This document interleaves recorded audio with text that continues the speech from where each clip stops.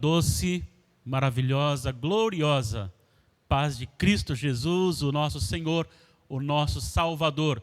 Que a graça do nosso bom Deus seja com o seu coração, de uma maneira tão intensa, que todos os empecilhos da vida que nos tiram, muitas vezes, a alegria e o prazer de viver, sejam amenizados, sejam jogados fora diante da grandeza, da alegria, da salvação em Cristo Jesus. Que o amor de Deus seja com a sua vida e com o seu coração.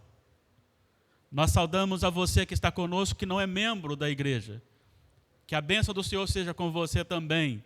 E a nossa oração é que o bom Deus fale ao seu coração, fale ao nosso coração nesta manhã.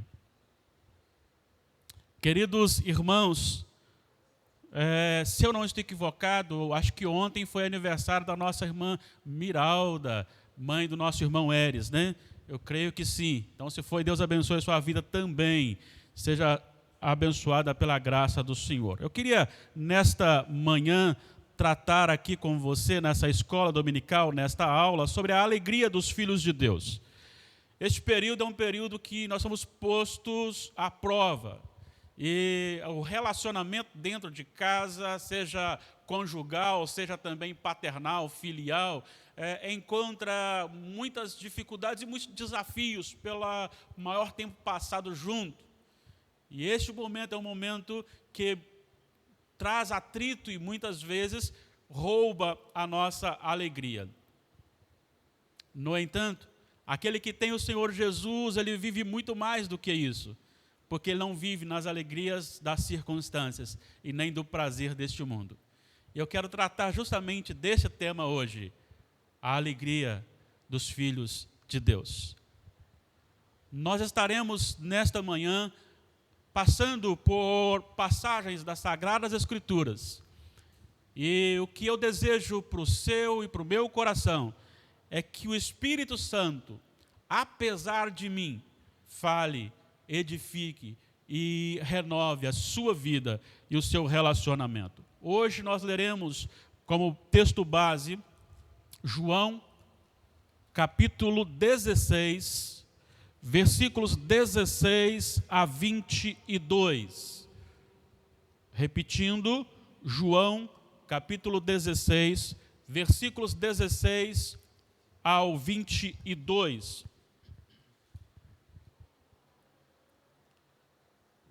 Faremos então esta leitura. Um pouco e não mais me vereis, outra vez um pouco e ver-me-eis. Então alguns dos seus discípulos disseram uns aos outros: que vem a ser isto que nos diz?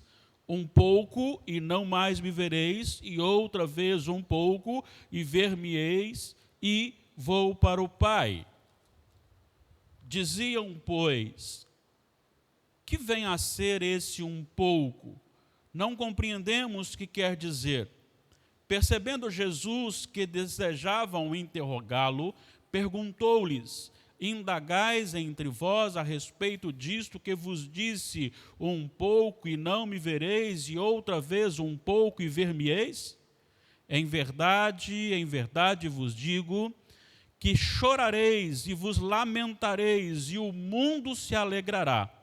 Vós ficareis tristes, mas a vossa tristeza se converterá em alegria. A mulher, quando está para dar à luz, tem tristeza, porque a sua hora é chegada. Mas depois de nascido o menino, já não se lembra da aflição, pelo prazer que tem de ter nascido ao mundo um homem. Assim também agora vós tendes tristeza, mas outra vez vos verei, o vosso coração se alegrará, e a vossa alegria ninguém poderá tirar. Eu quero neste momento orar mais uma vez para que o Senhor venha ao nosso socorro e nos edifique. Oremos ao nosso Deus. Amantíssimo Deus e eterno Pai, mais uma vez clamamos ao Senhor pela intervenção do Teu Santo Espírito na nossa limitação.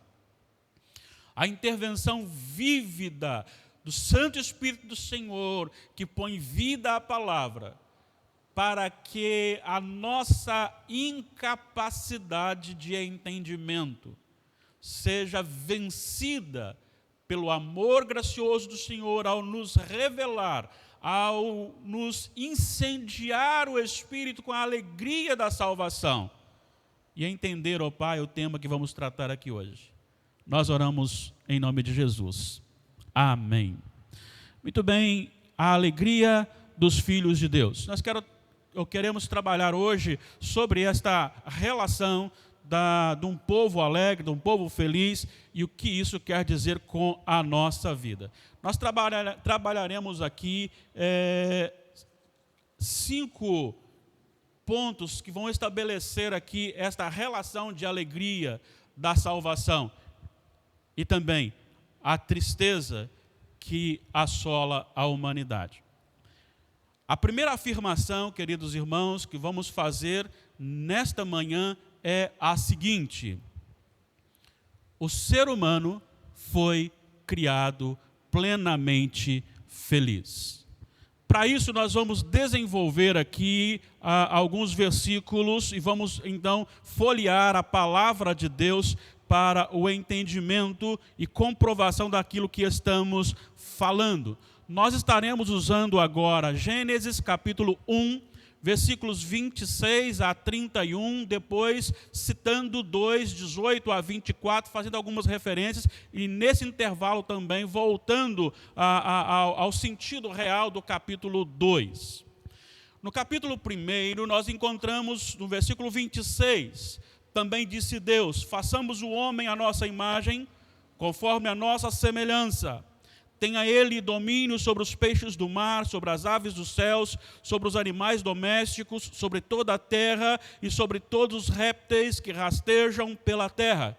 Criou Deus, pois, o homem à sua imagem, a imagem de Deus o criou, homem e mulher os criou. E Deus os abençoou e lhes disse: sede fecundos, multiplicai-vos, enchei a terra e sujeitai-a. Dominai sobre os peixes do mar, sobre as aves dos céus, sobre todos os animais que rasteja, todo o animal que rasteja pela terra. E disse Deus ainda: eis que vos tenho dado todas as ervas que dão semente e se acham na superfície de toda a terra, e todas as árvores em que há fruto que dê semente, isso vos será para mantimento. E a todos os animais da terra, e a todas as aves dos céus, e a todos os répteis da terra em que há fôlego de vida, toda a erva verde lhes será para mantimento, e assim se fez. Neste momento, eu deixarei o versículo 31 para voltar nele daqui a pouco, lembrando que o capítulo 2, logo em seguida, trata do mesmo assunto do capítulo 1. O capítulo 2, ele vai agora detalhar principalmente a formação do homem, da mulher e a ordem dada aos nossos primeiros pais. O capítulo 2, ele retorna dizendo que Deus criou o homem, soprou-lhe nas narinas o fôlego de vida, fazendo-o do pó, plantou um jardim perfeito, e quando chega no versículo 15, diz: tomou, pois, o Senhor Deus ao homem, e aqui está ainda somente Adão, e o colocou no jardim do Éden para, preste atenção, cultivar e guardar. O trabalho foi estabelecido antes da queda. E ainda, o Senhor estabeleceu um limite. E esse limite era justamente não comer do fruto de uma árvore específica, chamada do conhecimento do bem e do mal. Todas as outras árvores serviriam para a sua alimentação. No entanto, o versículo 18, ele vai dizer, não é bom que o homem esteja só. Então ele criou Adão primeiro, criou o jardim, criou Adão, e agora Adão recebe a sua função, mas há algo ainda incompleto, não fechou ainda o versículo 31 do capítulo 1.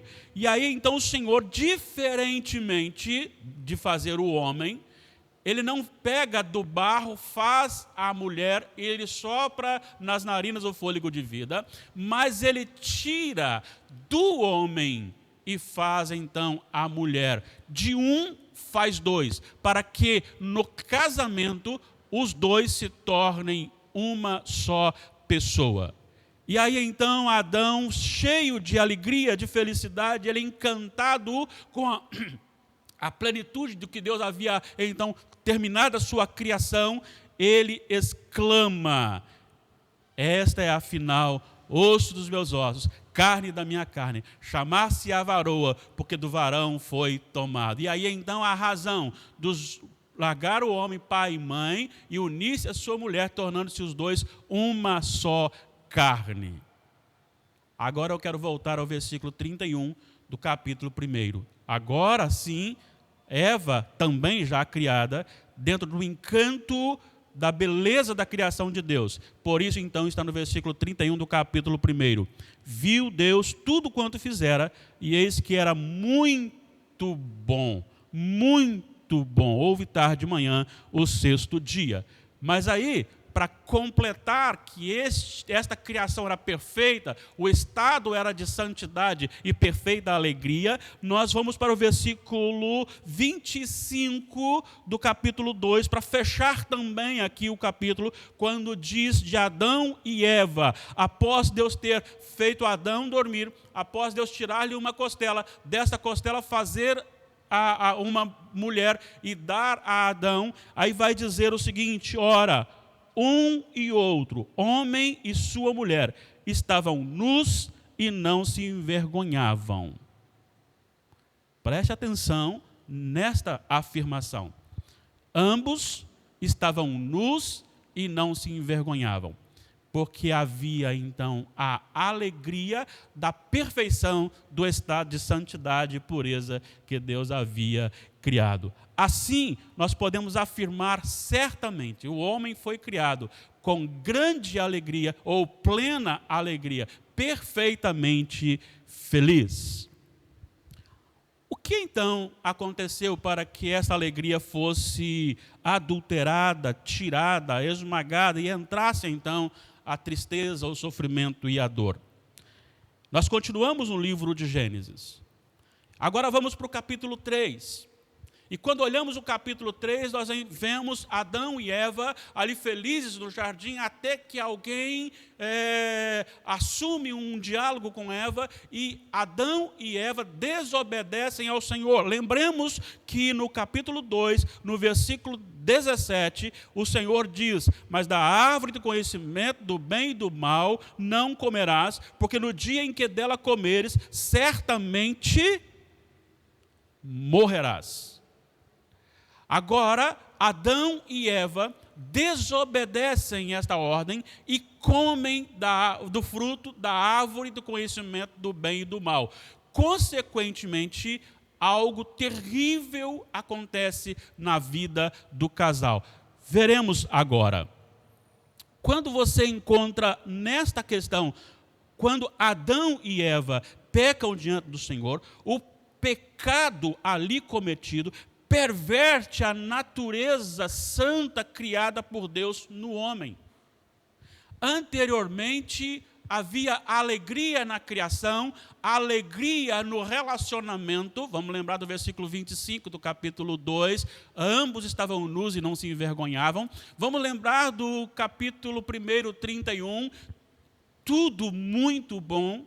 E havia uma comunhão também maravilhosa com o próprio Deus. Havia um relacionamento de estado pleno de santidade e de alegria.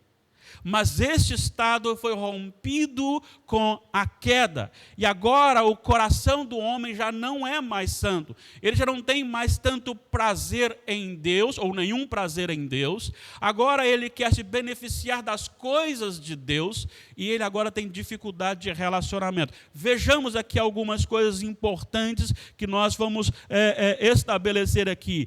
Primeira coisa que vamos estabelecer aqui dentro deste princípio é que a queda, ela tirou essa santidade, esta alegria, e ela colocou medo pelo seguinte fato. Vejam bem o que está acontecendo aqui no versículo 7 do capítulo 3. Os olhos de ambos foram abertos, e percebendo que estavam nus, coseram folhas de figueira e fizeram cintas para si. Preste atenção nesse detalhe. Volte aqui no versículo 25 do capítulo anterior. Estavam nus ambos e não se envergonhavam. Volte agora no versículo 7 citado. Viram que estavam nus e agora coseram folhas e colocaram cintas. Mas aqui, ouviram a voz de Deus e se esconderam da presença de Deus. Versículo 8. Versículo 9, o Senhor chamou a Adão e ele, versículo 10, se escondeu. E aí ele vai dizer assim, Deus perguntando, onde estás? No versículo 10, ele responde, ouvi a tua voz no jardim. Preste atenção nesta fala. Ouvi a tua voz no jardim, e porque estava nu, tive medo e me escondi. Espera aí. Como agora ele pode ter medo daquele que é o Criador e que o criou, Adão e Eva, os criou nus, num estado de santidade? Qual a razão? Eu tenho para mim que a razão deles se envergonharem pela nudez é porque eles precisavam cumprir a ordem do versículo 28, crescer e se multiplicar.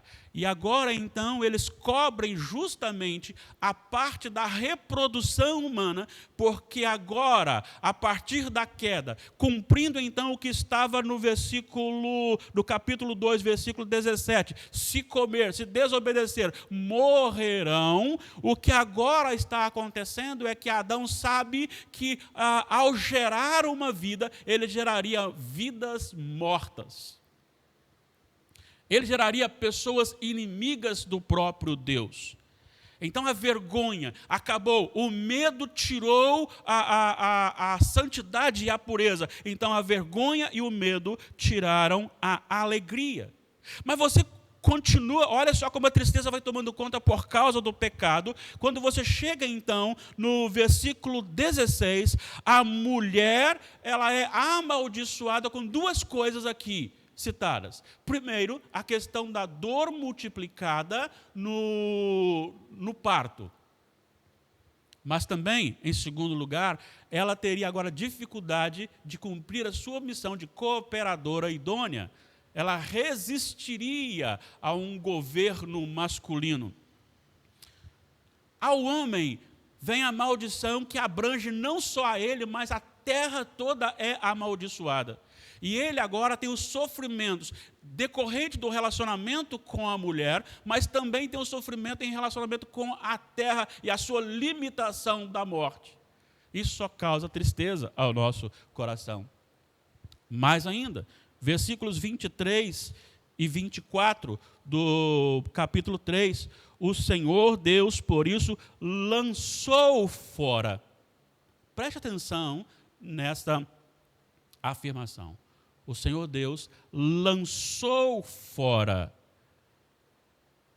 Adão e Eva. Versículo 24, e expulsou. Não foi lançar fora no sentido de um convite a sair, mas os expulsou do jardim. Para piorar, o homem não podia mais retornar para o jardim, porque Deus colocou querubins, com espadas reluzentes, refulgentes, para que o homem não retornasse ali. Eu preciso ainda correr lá para Romanos 1. Nós estamos falando da tristeza que adulterou o estado de santidade que nos dava alegria e paz plena e perfeita. Ouça o que diz Romanos 1,18. Romanos 1,18. Até o final do capítulo, mas nós não vamos ler todos, apenas fazer pinceladas aqui. A ira de Deus se revela do céu, preste atenção, a ira de Deus se revela do céu contra toda impiedade e perversão dos homens que detêm a verdade pela injustiça. No restante do capítulo ele vai falar a razão, o que é esta injustiça e o que é esta impiedade. Ele vai dizer que Deus criou todas as coisas e nessas coisas criadas se revela. Todo ser humano deveria adorá-lo. Mas o ser humano, ao invés de adorar o Criador, num sentido de buscar satisfação do seu prazer, e o seu prazer é contrário àquilo que é de Deus, ele adora a criação no lugar do Criador. E a idolatria torna-o, como diz o versículo 20 no seu final, indesculpável. E dentro dessa adoração da criação no lugar do Criador, atribuir à criação e a outra coisa, a glória, ao invés de fazê-lo a Deus, isto manifesta ou reacende em Deus a sua ira. E qual é a ira aplicada aqui na terra, citada aqui? É que Deus entregou o homem à sua própria paixão. Preste atenção, ele chama de imundícia, paixões infames. Ele está tratando da questão de deixar o homem fazer aquilo que o seu coração, derrotado, pervertido, morto, deseja fazer. E é neste contexto que os homens vão, preste atenção, estavam nus e não se envergonhavam. Depois da queda, cobrem justamente a reprodução. Então tem a ver com a relação conjugal para a procriação. E o pecado, no seu crescimento, no seu desenvolvimento, assim como está lá em Gênesis capítulo 6, versículo 5, que a maldade havia se multiplicado, que a maldade era continuada, e que a maldade era o desígnio, ela era programada, é uma maldade dolosa no coração do homem. Agora, ele muda o jeito natural do relacionamento, quando os homens se relacionam sexualmente com outros homens, e mulheres se relacionam sexualmente com outras mulheres, fugindo plenamente e totalmente daquilo que é a razão normal criada por Deus para a procriação e para a glória dele. E isto então acarreta muitos resultados negativos para aqueles que estão fazendo isso, mas não importa. Porque uma vez que estão mortos, o prazer do morto, do inimigo de Deus, é justamente fazer as coisas que Deus condena. Mas eu preciso continuar. Capítulo 3, versículo 25. Todos pecaram. Isso está em Romanos. Romanos, capítulo 3, versículo 25. Todos pecaram e destituídos estão da glória de Deus. E para fechar com grande tristeza no coração, eu preciso ir a Apocalipse capítulo 20. E este texto eu preciso que você preste muita atenção. Qual é a razão da maior tristeza do mundo cego e morto? Capítulo 20 de Apocalipse, versículos 10, versículo 15, versículo 10, versículo 15, versículo 8 do capítulo 21. Depois leremos também Marcos 9, 34, citaremos Marcos 9, 43 e 44. Veja bem o que diz Apocalipse 20, versículo 10. O diabo, o sedutor deles, foi lançado para dentro do lago de fogo. Preste atenção na expressão lago de fogo e enxofre. Foi lançado para dentro do lago de fogo e enxofre, onde já se encontram não só a besta, como também o falso profeta. Preste atenção também nessa parte do versículo. E serão atormentados, preste atenção, de dia e de noite, pelos séculos dos séculos. O que quer dizer isto? Não há momento para o cafezinho, não há uma pausa no sofrimento, mas o sofrimento é continuamente, 24 horas por dia e eternamente. Esse é o estado daqueles que caíram na queda e que não estão em Jesus. Essa é a tristeza do mundo. Preste atenção ao que diz Jesus em Marcos, capítulo 9, versículos 43 e 44. Marcos, capítulo 9, versículos 43 e 49, 43 e 44, quando ele está tratando a questão do escândalo, né? Ele está tratando sobre os tropeços, e ele vai dizer no versículo 43, e se a tua mão te faz tropeçar, corta-a, pois é melhor entrares maneta na vida do que tendo as duas ires para o inferno, presta atenção, fogo inextinguível. Agora, veja comigo o versículo 44, olhe só o que diz o versículo 44, onde não lhes morre o verme, nem o fogo se apaga. Onde não acaba, tudo agora é profundo sofrimento, eterno sofrimento e terrível sofrimento. Para fechar esta parte, eu quero chamá-lo ao versículo 8 do capítulo 21. Quanto, porém, aos covardes, aos incrédulos, aos abomináveis, aos assassinos, aos impuros, aos feiticeiros, aos idólatras e a todos os mentirosos, a parte que lhes cabe será no lago que arde com fogo e enxofre, olha só, fogo e enxofre, a saber, a segunda morte. Interessante porque a Bíblia, ela foge, ela não pode ser brasileira, né? Porque ela não é politicamente correta.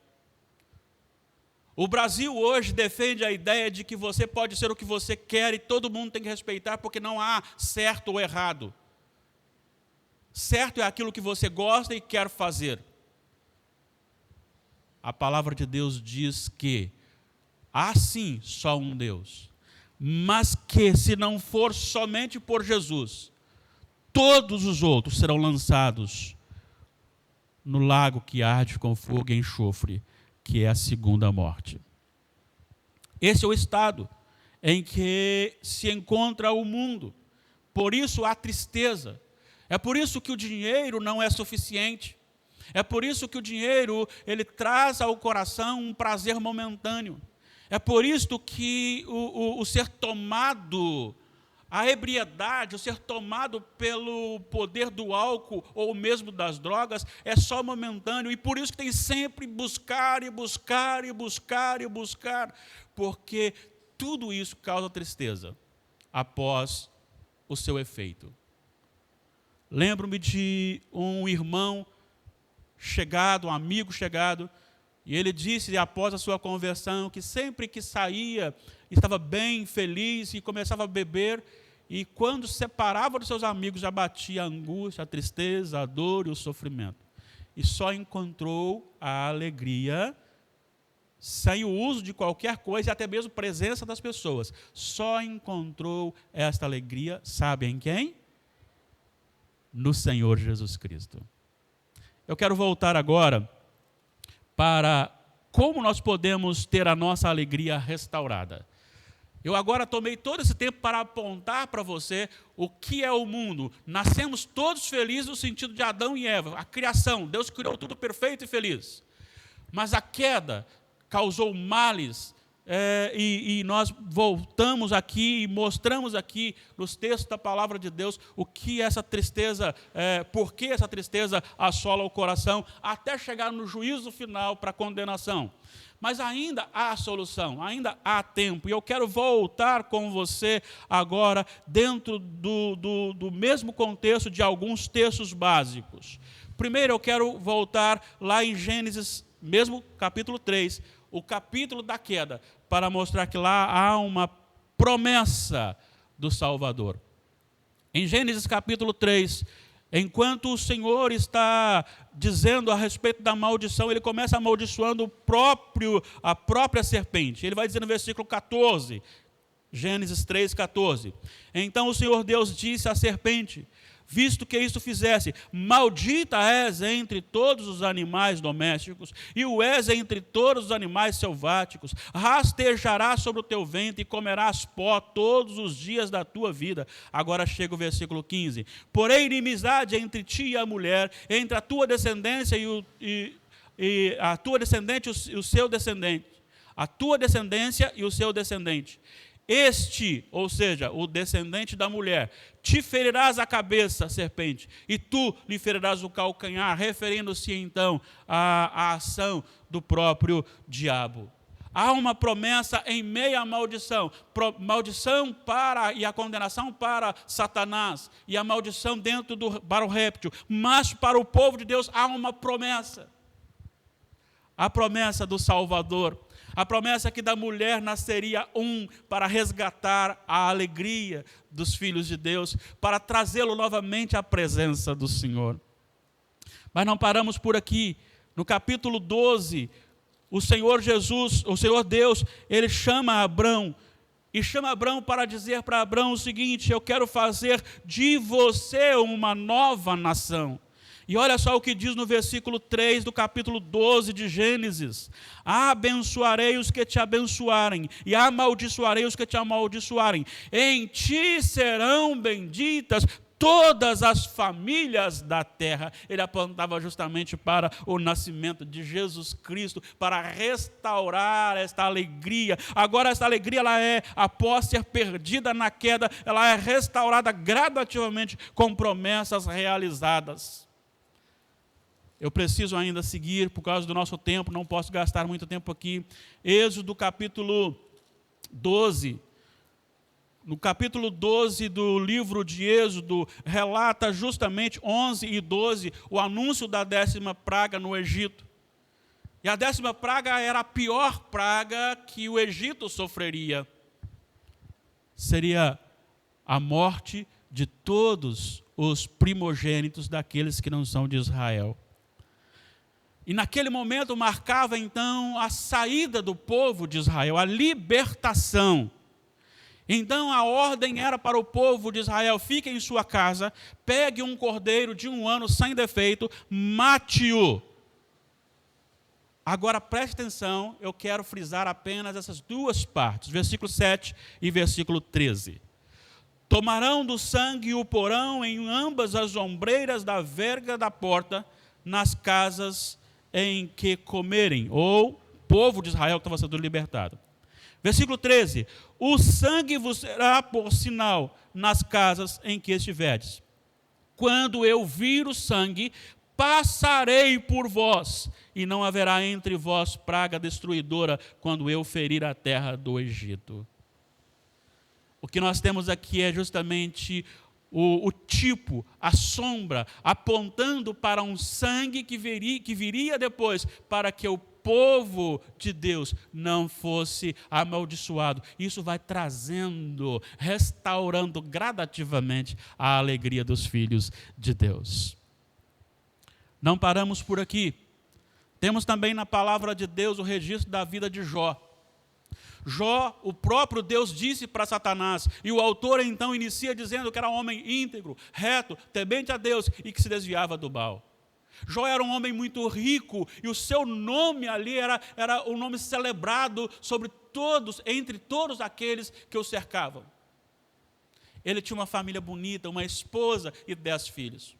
E os filhos também tinham um relacionamento maravilhoso, bonito, festejavam constantemente, eram cavalheiros. As meninas, as 3 moças, elas não precisavam oferecer a festa ou pagar, eles faziam e as convidavam, elas participavam como um tipo de prêmio por ser uma mulher criada por Deus. Jó se preocupava e Jó oferecia sacrifícios por eles para que eles não pecassem contra o Senhor. Jó era um homem realmente reto, um homem justo, um homem que amava a Deus, a ponto do próprio Deus dizer a Satanás: observaste meu servo Jó? Já pensou nessa expressão? Observaste meu servo Jó? Jó tinha um conhecimento de que Deus governava toda a história e toda a sua vida. Deus então permitiu que Satanás tocasse naquilo que Jó amava, porque Satanás disse: Jó só te é fiel porque tu o tens abençoado. Então, o Senhor autoriza e Satanás começa a tocar usando outras nações. Os caldeus vêm sobre os bens de Jó e toma todos os seus bens. De repente algo acontece extraordinário, a casa cai e mata todos os 10 filhos de Jó. E ele então, em meio à grande dor, a grande sofrimento, mas tem algo no seu coração. E ele diz assim: nu eu vim para este mundo, nu eu descerei à terra, porque bendito é o nome do Senhor. Não bastasse isso, novamente Satanás diz para Deus: se tocar então na sua vida, ele te nega. E o Senhor Deus então permitiu que ele fosse tocado na saúde, mas que não fosse lhe tirada a vida. E a enfermidade agora assola a Jó, a tal ponto de que a sua mulher chega para ele e diz: amaldiçoa teu Deus e morre. Mas a resposta de Jó continua sendo de um homem temente a Deus. Nós temos recebido o bem de Deus, não podemos também receber o mal? Então ele perdeu também a saúde e também perdeu o envolvimento amigável, de companheira idônea da sua esposa. Não bastasse isso, seus 3 amigos chegam. E muito embora o quisessem ajudar, mas atrapalham, acusam de pecado. E o sofrimento de Jó vai aumentando, a ponto das pessoas correrem, as crianças zombarem. Diz o texto que ele pegava cacos de telha para se coçar entre os tumores. E ele até fala com o Senhor: para que eu nasci? E ele peca contra o Senhor diante dessas afirmações, mas não maldizendo o Senhor. Mas chega um momento que ele relembra aquilo que Deus tem feito. E no capítulo 19, versículo 24, ele diz: eu sei que o meu Redentor vive e por fim se levantará. É por isso que quando chega no final, antes mesmo de ter a sua sorte restaurada, ele diz: o Senhor tem propósito para tudo e ninguém pode tirar. Eu conhecia só de ouvir, mas meus olhos agora veem a glória e o poder de Deus. Olhando para o Redentor, ele supera as suas adversidades. Com dor, lágrimas e com muita angústia, há uma alegria reacendendo no seu coração. Jó revela esta progressividade da própria alegria cristã. E agora nós vamos para um estourar da alegria, ou pelo menos no início desse estourar desta alegria, em Lucas capítulo 2. Lucas capítulo 2. Nós poderíamos ter muitos outros textos, mas nós não temos tempo para isso. Capítulo 2, versículos 10 e 11. Quando Jesus nasce, diz assim o texto: o anjo, porém, lhes disse, aparecendo aos pastores: não demais, eis aqui vos trago boa nova de grande alegria, que o será para todo o povo. É que hoje vos nasceu, na cidade de Davi, o Salvador, que é Cristo, o Senhor. Essa boa nova será de grande alegria para todo o povo.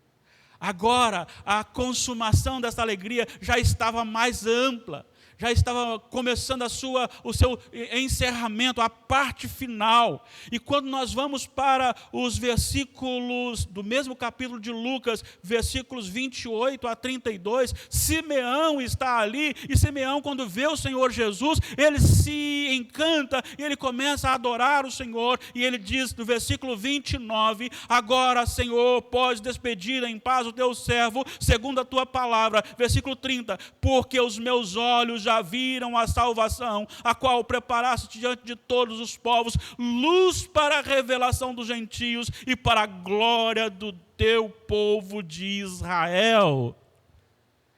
A aparição de Jesus, o menino Jesus, o Deus encarnado, fez com que Simeão agora glorificasse ao Senhor, como dizendo, estamos chegando no último estágio da consumação da alegria.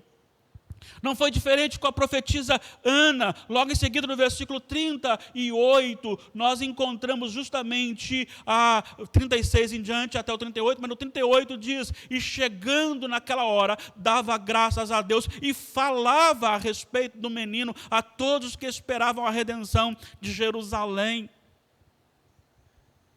Sabe, nós precisamos começar a pensar que nós não estamos mais lá, só com o menino Jesus ali, e muitas vezes perdemos essa alegria que tomou conta, o início da consumação desta alegria. Agora, o Senhor Jesus está presente, o Senhor Jesus está para o último estágio da era, antes da consumação final.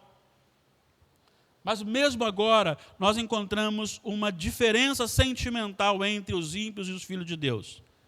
Vamos agora para o texto básico que nós pegamos para a gente fechar o nosso estudo.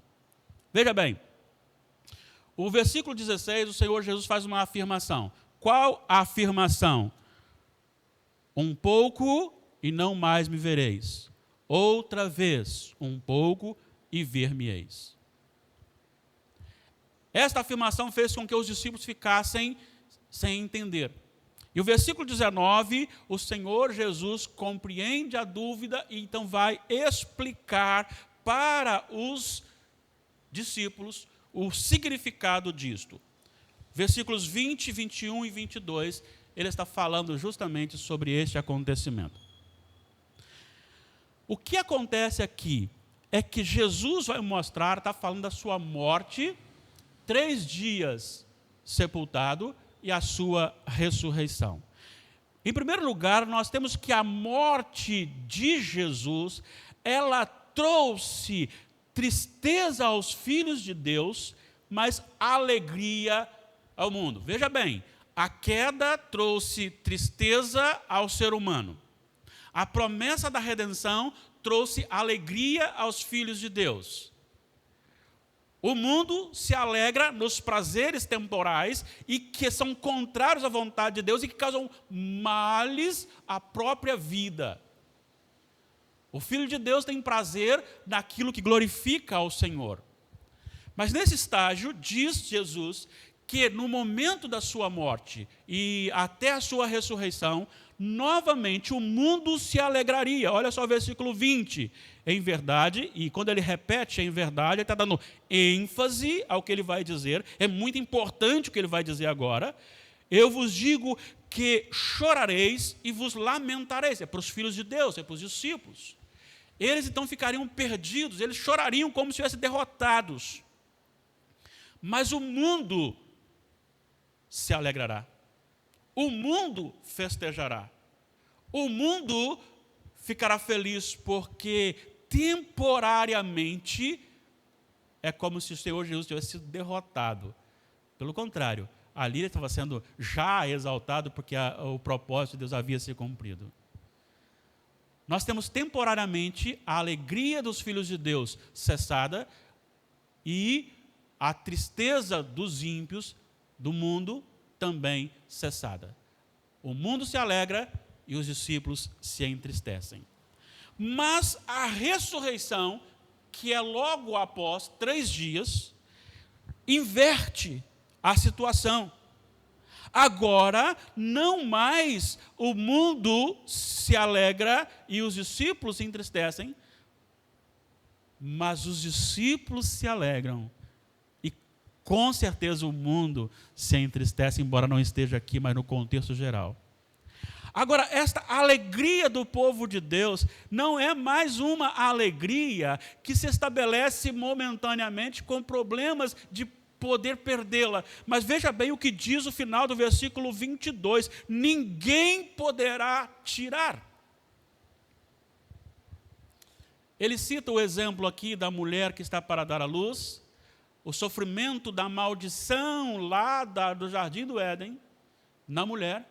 Mas quando pega o seu filho, ela se esquece de toda a dor, de todo o sofrimento. E ela se alegra porque ela gerou uma vida, porque o filho veio ao mundo, porque cumpriu o propósito de Deus. Assim é o Filho de Deus. Se entristeceu por um momento da morte de Jesus, mas rejubilou-se, alegrou-se pela sua ressurreição. E agora, esta alegria não mais pode ser tirada. E aí vem a questão, por que razão? Veja bem, ele está falando da morte e da sua ressurreição. O que é a ressurreição de Jesus? É aqui que nós vamos então concluir o nosso estudo, que essa alegria não pode mais ser tirada. Veja comigo, acompanhe comigo aqui, por favor. Em Coríntios, 1 Coríntios 15, 26, vamos lá para o texto. 1 Coríntios 15, encontramos a seguinte expressão. 1 Coríntios 15, versículo 26. O último inimigo a ser destruído é a morte. Preciso voltar então, só para lembrar, lá do capítulo 2, versículo 17. Se me desobedecerem, morrerão. Agora então, vem o Filho de Deus, morre, mas ressuscita. E o fim de toda a humanidade é a morte. E por mais que vivamos com a morte, nós não conseguimos nos acostumar com ela. Ela sempre causará males, dores, tristeza na nossa vida. Só que o último inimigo a ser destruído é a morte, porque o Senhor Jesus ressuscitou e Ele não venceu, Ele derrotou a morte. A ressurreição de Jesus é a nossa vitória sobre a corruptibilidade. Olha só os versículos 53 e 54 do mesmo texto anteriormente citado, 1 Coríntios 15. 53, porque é necessário que este corpo corruptível se revista da incorruptibilidade e que o corpo mortal se revista da imortalidade. O 54, e quando este corpo corruptível se revestir da incorruptibilidade ou de incorruptibilidade, e o que é mortal se revestir de imortalidade, então se cumprirá a palavra escrita: tragada foi a morte pela vitória. A ressurreição de Cristo é a garantia da nossa ressurreição. E a nossa morte e ressurreição é a garantia da nossa vitória sobre o corpo corruptível. Porque ressuscitaremos em corpo de glória, incorruptível. E isto é razão suficiente para que nem mesmo um vírus tão maldito, que tem estragado tantas alegrias, seja capaz de tirar-nos a alegria da salvação. Pode nos arrancar lágrimas, até algum temor em algum momento, mas quando nos voltamos para esta promessa, este vírus ficará para ser destruído no último dia, para ser queimado no fogo, e nós ressuscitaremos sem o coronavírus, para a glória de Deus. Mas também, esta ressurreição é a nossa vitória sobre o pecado para todo sempre. Hoje, embora cristãos, nós ainda somos, de vez em quando, flechados pela tristeza do nosso pecado. Lembra de Pedro, quando Pedro então pecou contra o Senhor Jesus, negando-o, e de repente então, quando ele negou e o galo cantou, ele olhou e Jesus olhou para ele, diz que Pedro saiu e chorou amargamente. Embora haja uma alegria no nosso coração, o pecado em nós ainda nos entristece. Quando nós pecamos contra o Senhor, o nosso coração se entristece, porque Ele agora é trono de Deus. Mas a nossa morte e ressurreição porá fim a isto. Olha só o que nos informa os versículos 55 e 56 do mesmo texto citado. Onde está, ó morte, a tua vitória? Onde está, ó morte, o teu aguilhão? Preste atenção, venha comigo aqui agora. O aguilhão da morte é o pecado. E a força do pecado é a lei. Aguilhão, o ferro que finca, que machuca, é ele que ainda age na nossa vida e na nossa natureza. Mas a morte e a ressurreição, então, nos tirará disso, porque a morte será derrotada. Ressuscitaremos em corpo glorioso. Mas há também aqui algo maravilhoso. Os versículos 57 e 58 desse mesmo texto nos informam que essa alegria em Cristo será então consumada e a dívida e a dúvida desaparecerão. E ele vai dizer no 57, graças a Deus que nos dá a vitória por intermédio de nosso Senhor Jesus Cristo. Portanto, meus amados irmãos, sede firmes e inabaláveis e sempre abundantes na obra do Senhor, sabendo que no Senhor o vosso trabalho não é vão. Há aqui uma afirmação de que a nossa dúvida, ela é tirada, ela é sumida do nosso coração, porque Cristo nos garante isto. E aí então vem a alegria consumada. Romanos 8:1 vai dizer, agora pois já nenhuma condenação há para os que estão em Cristo Jesus. E eu preciso voltar para a gente fechar o nosso estudo para Apocalipse. O mesmo texto usado para manifestar a consumação da tristeza daquele que está sem Jesus, para mostrar para você a consumação da alegria daquele que está em Jesus. Se você olhar, então, nós temos um lago que arde com fogo e enxofre. Ali serão lançados o diabo, a besta, o falso profeta. Olha só o versículo 15. E se alguém não foi achado inscrito no livro da vida, este foi lançado. Ou seja, todo aquele que não está em Jesus também será lançado. Mas tem aqui, se não foi achado inscrito no livro da vida, porque aquele que foi achado inscrito no livro da vida, ele não será lançado no lago que arde com fogo e enxofre, o lago onde está o diabo, o lago onde será lançado o diabo, onde será lançado a besta, onde será lançado o falso profeta, onde serão lançados todos aqueles que são inimigos de Deus e que não se curvam diante dele. Mas pelo contrário, preste atenção, enquanto esses citados, últimos citados, serão lançados no lago que arde com fogo e enxofre, que é a segunda morte, onde o fogo não se apaga, não se extingue, e o sofrimento e o tormento é 24 horas por dia, eternamente, olhamos agora para onde serão levados aqueles cujos nomes estão escritos no livro da vida. Capítulo 21, 1-7. Vi novo céu e nova terra, pois o primeiro céu e a primeira terra passaram e o mar já não existe. Vi também a cidade santa, a nova Jerusalém, que descia do céu da parte de Deus, ataviada como noiva adornada para o seu esposo.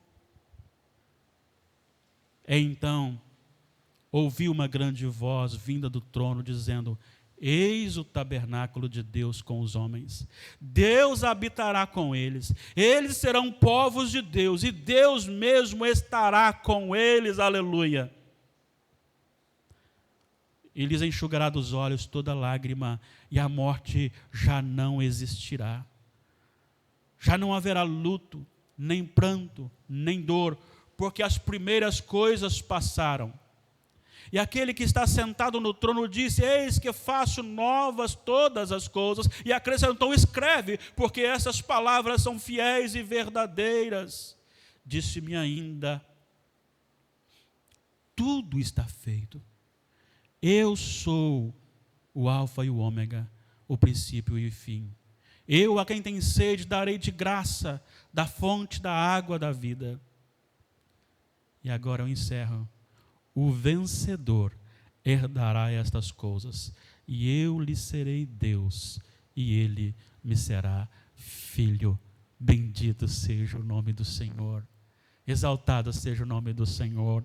É por isso que eu preciso voltar aqui e reler o versículo 22 de João 16, porque esta é a afirmação de Jesus, e o que nós acabamos de ver é a garantia disto. Assim também, agora vós tendes tristeza, mas outra vez vos verei, ou seja, na ressurreição. O vosso coração se alegrará. E aí eu fecho, para você que é filho de Deus, para você que pode ser filho de Deus, eu fecho com a seguinte expressão: e a vossa alegria ninguém poderá tirar. Eu não sei como você está vivendo, eu não sei como você tem se relacionado com esse tempo difícil, e se esta crise tem tirado a sua alegria, mas você é filho de Deus, essas promessas são suficientes para fazê-lo superar na dependência do Senhor, vivendo a alegria da salvação e dessas promessas que é dadas a nós, filhos do Senhor. O povo de Deus é um povo feliz, até mesmo em tempos de pandemias. Deus abençoe a sua vida e o seu coração, em nome de Jesus. Eu quero orar por você e por mim, para que a alegria do Senhor seja reinante em nosso coração, para que o nosso coração seja o trono de Deus. Oremos ao Pai. Ó Deus Santo, grandioso, maravilhoso, soberano, que toda a história foi programada e desenvolvida sob o poder do Senhor, que misericordiosamente, já lá para os nossos primeiros pais, já deixou a promessa da salvação, e revelaste, ó Deus, esta promessa e essa salvação progressivamente, até chegar o dia em que todos vibraram com o nascimento de Jesus, e que hoje ainda vibramos com o nascimento de Jesus, mas também com a sua morte e ressurreição, pois estamos num estágio avançado, revelatório, e agora só aguardamos a última promessa, que é o retorno do Senhor Jesus. Nós não somos daqui, nós estamos aqui, as situações aqui nos tiram muitas vezes a alegria, mas a nossa alegria está em Jesus, e em Jesus ela não pode ser retirada totalmente, ainda que ela seja em momentos diminuída. Ah, Senhor Deus, faça com que este que está conosco hoje tenha alegria da salvação. Ó Pai, este mundo é pervertido, corrompido, mas nós vivemos nos valores de um reino perfeito e santo, e somos aperfeiçoados e santificados em Cristo Jesus, a razão da nossa alegria. Bendito seja o Senhor, hoje e para todos sempre. Amém e amém. Deus abençoe a sua vida e o seu coração, e que este domingo seja vivido para a glória de Deus, em nome de Jesus. Louvemos a Deus.